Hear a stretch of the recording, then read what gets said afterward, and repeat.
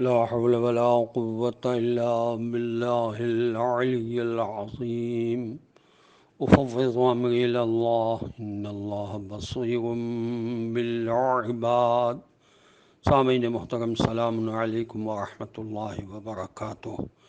اللہ تبارک و تعالیٰ کا شکر ہے کہ میں اس وقت قرآن مجید کے پارہ نمبر 24 کے تیسرے رباع کی تلاوت الحمدللہ میں کر چکا ہوں۔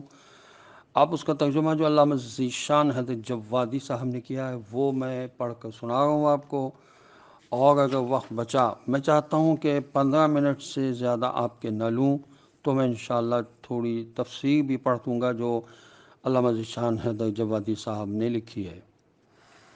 بسم اللہ الرحمن الرحیم۔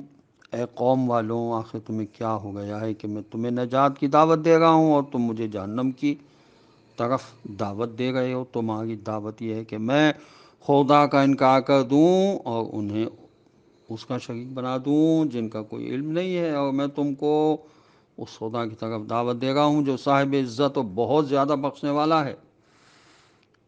بے شک جس کی طرف تم دعوت دے رہے ہو وہ نہ دنیا میں پکارنے کے قابل ہے اور نہ آخرت میں، اور ہم سب کی باز گشت بالآخر اللہ ہی کی طرف ہے، اور زیادتی کرنے والے ہی دراصل جہنم والے ہیں۔ پھر قریب تم اسے یاد کرو گے جو میں تم سے کہہ رہا ہوں، اور میں تو اپنے معاملات کو پروردگار کے حوالے کر رہا ہوں کہ بے شک وہ تمام بندوں کے حالات کا خوب دیکھنے والا ہے۔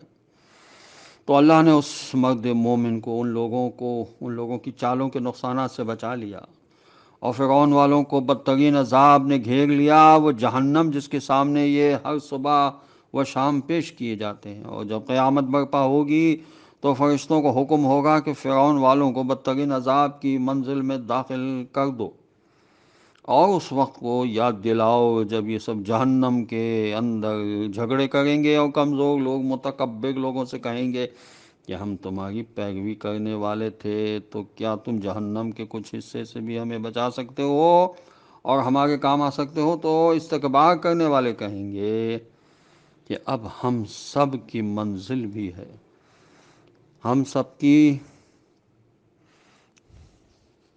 تنزلی بھی ہے، اور اللہ بندوں کے درمیان فیصلہ کر چکا ہے۔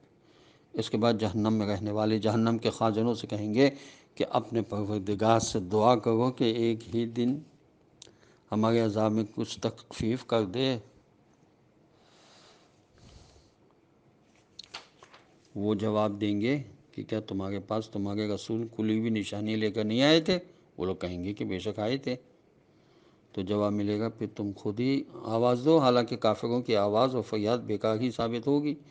بے شک ہم اپنے رسول صلی اللہ علیہ وسلم اور ایمان لانے والوں کی زندگانی دنیا میں بھی مدد کرتے ہیں، اور اس دن بھی مدد کریں گے جب سارے گواہ اٹھ کھڑے ہوں گے، جس دن ظالمین کے لیے کوئی معذرت کارگر نہ ہوگی، اور ان کے لیے لعنت و بدترین گھر ہوگا۔ اور یقیناً ہم نے موسیٰ علیہ السلام کو ہدایت عطا کی اور بنی اسرائیل کو کتاب کا وارث بنایا ہے، جو کتاب مجسمہ ہدایت اور صاحبان عقل کے لیے نصیحت کا سامان تھی۔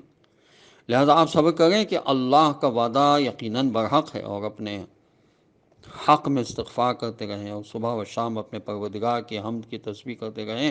بے شک جو لوگ خدا کی طرف سے آنے والی دلیل کے بغیر خدا کی نشانیوں میں بحث کرتے ہیں، ان کے دلوں میں برائی کے خیال کے علاوہ اور کچھ نہیں ہے، اور وہ اس تک پہنچ بھی نہیں سکتے۔ لہٰذا آپ صلی اللہ علیہ وسلم خدا کی پناہ طلب کریں کہ وہی سب کی سننے والا اور سب کے حالات کا دیکھنے والا ہے۔ بے شک زمین و آسمان کا پیدا کر دینا لوگوں کے پیدا کر دینے سے کہیں زیادہ بڑا کام ہے، لیکن لوگوں کی اکثریت یہ بھی نہیں جانتی ہے۔ اور یاد رکھو کہ اندھے اور بینا برابر نہیں ہو سکتے ہیں، اور جو لوگ ایمان لائے اور انہوں نے نیک اعمال کیے ہیں وہ بھی بدکاروں جیسے نہیں ہو سکتے ہیں، مگر تم لوگ بہت کم نصیحت حاصل کرتے ہو۔ بے شک قیامت آنے والی ہے اور اس میں کسی شک کی گنجائش نہیں ہے، لیکن لوگوں کی اکثریت اس بات پر ایمان نہیں رکھتی ہے۔ اور تمہارے پروردگار کا ارشاد ہے کہ مجھ سے دعا کرو میں قبول کروں گا، اور یقیناً جو لوگ میری عبادت سے اکڑتے ہیں وہ عنقریب ذلت کے ساتھ جہنم میں داخل ہوں گے۔ اللہ ہی وہ ہے جس نے تمہارے لیے رات کو پیدا کیا ہے تاکہ تم اس میں سکون حاصل کر سکو، اور دن کو روشنی کا ذریعہ قرار دیا ہے۔ بے شک وہ اپنے بندوں پر بہت زیادہ فضل و کرم کرنے والا ہے، لیکن لوگوں کی اکثریت اس کا شکریہ ادا نہیں کرتی ہے. وہی تمہارا پروردگار ہے جو ہر شے کا خالق ہے، اس کے علاوہ کوئی خدا نہیں ہے. تم کدھر بہہ کے جا رہے ہو؟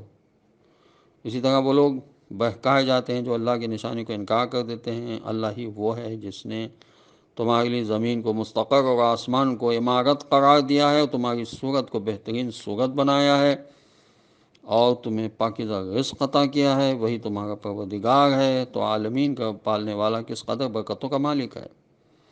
وہ ہمیشہ زندہ رہنے والا ہے، اس کے علاوہ کوئی خدا نہیں ہے. لہٰذا تم لوگ اخلاص دین کے ساتھ اس کی عبادت کرو کہ ساری تعریف اسی عالمین کے پالنے والے خدا کے لیے ہے. آپ صلی اللہ علیہ وسلم کہہ دیجئے کہ مجھے اس بات سے منع کیا گیا ہے کہ میں ان کی عبادت کروں جنہیں تم خدا کو چھوڑ کر پرستش کے قابل بنائے ہوئے ہو، جبکہ میرے پاس کھلی ہوئی نشانیاں آ چکی ہیں اور مجھے حکم دیا گیا ہے کہ میں رب العالمین کا اطاعت گزار بندہ رہوں. وہی خدا ہے جس نے تم کو مٹی سے پیدا کیا ہے، پھر نطفے سے، پھر جمے ہوئے خون سے، پھر تم کو بچہ بنا کر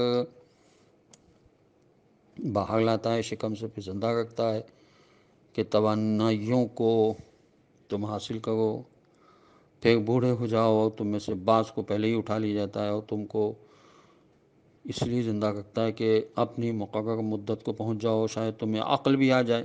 وہی وہ ہے جو حیات بھی دیتا ہے اور موت بھی دیتا ہے. پھر جب کسی بات کا فیصلہ کر لیتا ہے تو اس سے کہتا ہے کہ ہو جا، اور وہ ہو جاتی. کیا تم نے ان لوگوں کو نہیں دیکھا ہے جو آیت الہی کے بارے میں جھگڑا کرتے ہیں؟ آخر یہ کہاں بھٹکتے جا رہے ہیں؟ جن لوگوں نے کتاب اور ان باتوں کی تکذیب کی جن کو دے کر ہم نے پیغمبروں کو بھیجا تھا، انہیں عنقریب اس کا انجام معلوم ہو جائے گا، جب ان کی گردنوں میں طوق اور زنجیریں ڈالی جائیں گی اور انہیں کھینچا جائے گا گرم پانی میں، اور اس کے بعد جہنم میں جھونک دیا جائے گا. پھر یہ کہا جائے گا کہ اب وہ کہاں ہیں جنہیں تم شریک بنایا کرتے تھے خدا کو چھوڑ کر؟ تو وہ لوگ جواب دیں گے کہ وہ ہم کو چھوڑ کر گم ہو گئے، بلکہ ہم اس کے پہلے کسی کو نہیں پکارا کرتے تھے. اور اللہ اسی طرح کافروں کو گمراہی میں چھوڑ دیتا ہے. یہ سب اس بات کا نتیجہ ہے کہ تم لوگ زمین میں باطل سے خوش ہوا کرتے تھے اور اکڑ کے چلا کرتے تھے. اب جہنم کے دروازوں سے داخل ہو جاؤ اور اسی میں ہمیشہ رہو کہ اکڑنے والوں کا ٹھکانہ بہت برا ہے. اب آپ صبر کریں کہ خدا کا وعدہ بالکل سچا ہے. پھر یا تو ہم جن باتوں کی دھمکی دے رہے ہیں ان میں سے کچھ آپ صلی اللہ علیہ وسلم کو دکھلا دیں گے، یا آپ صلی اللہ علیہ وسلم کو پہلے ہی اٹھا لیں گے، تو بھی وہ سب پلٹا کر یہیں لائے جائیں گے. اور ہم نے آپ صلی اللہ علیہ وآلہ وسلم سے پہلے بھی بہت سے رسول بھیجے ہیں، جن میں سے بعض کا تذکرہ آپ صلی اللہ علیہ وسلم سے کیا ہے اور بعض کا تذکرہ بھی نہیں کیا ہے. اور کسی رسول کے امکان میں یہ بات نہیں ہے کہ خدا کی اجازت کے بغیر کوئی معجزہ لے آئے. پھر جب حکم خدا آ گیا تو حق کے ساتھ فیصلہ کر دیا گیا، اور اس وقت اہل باطل ہی خسارے میں رہے. اللہ ہی وہ ہے جس نے چوپایوں کو تمہارے لیے خلق کیا ہے، جن میں سے بعض پر تم سواری کرتے ہو اور بعض کو کھانے میں استعمال کرتے ہو، اور تمہارے لیے ان میں بہت سے منافع ہیں، اور اس لیے بھی کہ تم ان کے ذریعے اپنی دلی مرادوں تک پہنچ سکو. اور تمہیں ان جانوروں پر اور کشتیوں پر سوار کیا جاتا ہے، اور خدا تمہیں اپنی نشانیاں دکھلاتا ہے تو تم اس کی کس کس نشانی سے انکار کرو گے؟ کیا ان لوگوں نے زمین میں سیر نہیں کی ہے کہ دیکھتے کہ ان سے پہلے والوں کا انجام کیا ہوا ہے، جو ان کے مقابلے میں اکثریت میں تھے اور زیادہ طاقتور بھی تھے، اور زمین میں آسا کے مالک تھے، لیکن جو کچھ بھی کمایا تھا کچھ کام نہ آیا اور مبتلا عذاب ہو گئے. پھر جب ان کے پاس رسول معجزات لے کر آئے تو اپنے علم کی بنا پر ناز کرنے لگے، اور نتیجے میں جس بات کا مذاق اڑا رہے تھے اسی نے انہیں اپنے گھیرے میں لے لیا. پھر جب انہوں نے ہمارے عذاب کو دیکھا تو کہنے لگے کہ ہم خدا یکتا پر ایمان لائے ہیں، اور جن باتوں کا شرک کیا کرتے تھے سب کا انکار کر گئے ہیں. تو عذاب کے دیکھنے کے بعد کوئی ایمان کام آنے والا نہیں تھا. یہ اللہ کا مستقل طریقہ ہے جو اس کے بندوں کے بارے میں گزر چکا ہے، اور اسی وقت کافی خسارے میں مبتلا ہو جاتے ہیں. سورہ حامیم شروع ہو رہا ہے. سورہ فصلت بھی اسے کہتے ہیں. اس کی آیت 54 ہے. بنام خدا رحمان الرحیم حامیم۔ یہ خدا رحمان الرحیم کی تنزیل ہے، اس کتاب کی آیتیں تفصیل کے ساتھ بیان کی گئی ہیں، عربی زبان کا قرآن ہے، اس قوم کے لیے جو سمجھنے والی ہو۔ یہ قرآن بشارت دینے والا اور عذاب الہی سے ڈرانے والا بنا کر نازل کیا گیا ہے، لیکن اکثریت نے اس سے اعراض کیا ہے اور وہ کچھ سنتے ہی نہیں ہیں، اور کہتے ہیں کہ ہمارے دل جن باتوں کی تم دعوت دے رہے ہو ان کی طرف سے پردے میں ہیں، اور ہمارے کانوں میں بہراپن ہے، اور ہمارے تمہارے درمیان پردہ عائل ہے، لہذا تم اپنا کام کرو اور ہم اپنا کام کر رہے ہیں۔ یہ بشریت کا اعلان اس بیان کا جواب ہے کہ ہمارے اور تمہارے درمیان حجابات حائل ہیں۔ سرکار دو عالم صلی اللہ علیہ وسلم نے اعلان فرما دیا کہ میں خود بھی تھا تمہاری طرح کا ایک بشر، کہ میں خود بھی تمہاری طرح کا ایک بشر ہوں، تھا نہیں، ایک بشر ہوں، اور میری طرف آنے والی وہی توحید، استقامت اور استغفار کا پیغام ہے، اور ان میں کوئی چیز ایسی نہیں ہے جو ہمارے اور تمہارے درمیان حجاب بن سکے، بلکہ یہ سارے حجابات کو اٹھانے والی چیزیں ہیں، لہذا اس قسم کا عذر قطعاً قابل سماعت نہیں ہے۔ یہاں جو قرآن میں بار بار زکوٰۃ کا تذکرہ کیا گیا ہے تو زکوٰۃ سے مراد راہ خدا میں مال خرچ کرنا ہے، ورنہ یہ سورہ مکی ہے، سورہ فصلت، اور حکم زکوٰۃ مدینے میں نازل ہوا ہے، اور پھر مشرکین سے زکوٰۃ کی کیا توقع کی جا سکتی ہے جبکہ ان سے اسلام اور ایمان کی توقع نہیں ہے۔ مقصد صرف یہ ہے کہ اس قدر خبیث ہیں کہ دل میں کفر و شرک رکھتے ہیں، اور عملی اعتبار سے بخیل اور حب مال کے مارے ہوئے ہیں کہ غربا اور فقراء میں بھی مال تقسیم نہیں کر سکتے ہیں۔ زمین میں برکت اور سامان معیشت کے مقدر کر دینے کا تذکرہ اس بات کی دلیل ہے کہ انسانی آبادی کسی قدر کیوں نہ ہو، بڑھ جائے، زمین کی کمی نہیں واقع ہو سکتی ہے، اور خدا کا حساب غلط نہیں ہو سکتا ہے۔ دنیا میں فقر و فاقے کی بنیاد ظالمین کا تسلط ہے اور مستکبرین کا فساد ہے، جس کو نئی نسل کے سر ڈالا جا رہا ہے، ورنہ پروردگار عالم نے زمین کو بہت بابرکت قرار دیا ہے، اس کے خیرات میں کوئی بخل نہیں رکھا ہے۔ یہ ایک سرمایہ دارانہ حربہ ہے، سوچ ہے جو نئی نسل کے خلاف استعمال ہوتا ہے اور اپنے سارے احتکار اور استحصال کا رخ اسی کی طرف موڑ دیا جاتا ہے،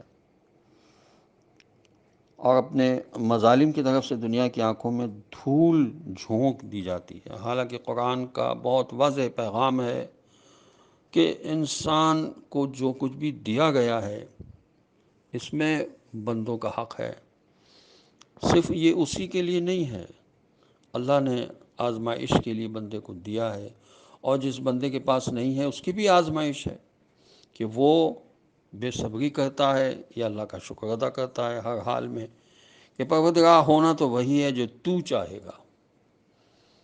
اب یہ کہ بندہ صرف التجا کر سکتا ہے، نہ شکوہ کر سکتا ہے، کہ پروردگار کو پورا اختیار ہے، وہ بہتر جانتا ہے کہ اگر ہمیں وہ غنی کر دے گا تو ہمارا کیا حال ہوگا۔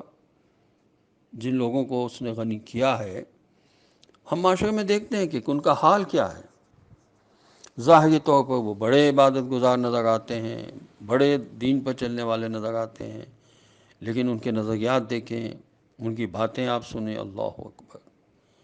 تو عزیزان محترم، جس حال میں بھی خدا نے رکھا ہے اس کا شکر ہے، اللہ ہم کو راہ ہدایت سے نہ ہٹائے، اللہ ہم کو قرآن سمجھنے کی توفیق دے، امام زمانہ عجل اللہ تعالیٰ فرج و شریف کے ناصروں میں ہمارا شمار ہو۔ والسلام علیکم ورحمۃ اللہ وبرکاتہ۔